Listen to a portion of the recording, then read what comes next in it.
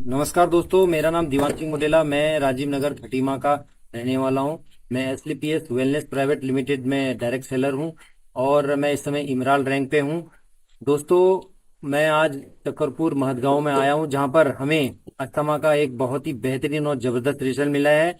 और एक बुजुर्ग महिला है जिनका नाम कौशल्या देवी है। मैं इन्हीं से ही पूछना चाहूंगा।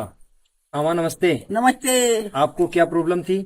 सांस की बीमारी की प्रॉब्लम थी। तो अच्छा, सांस दमा की बीमारी कितने सांस समय से आपको ये प्रॉब्लम थी? थी, ये 30 साल पहले के। अच्छा, आप क्या क्या ले रहे थे? अंग्रेजी दवाई थी, ये पंप था। अच्छा, पंप आप दिन में कितना लेते थे? पंप लेते थे 3 बार 3 बार।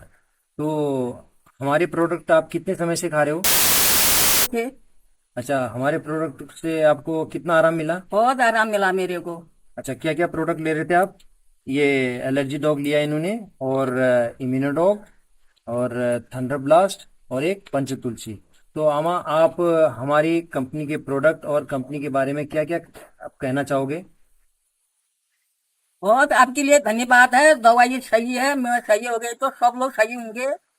दवाई चालू रखना और सब दवाई सही है। दोस्तों नमस्कार।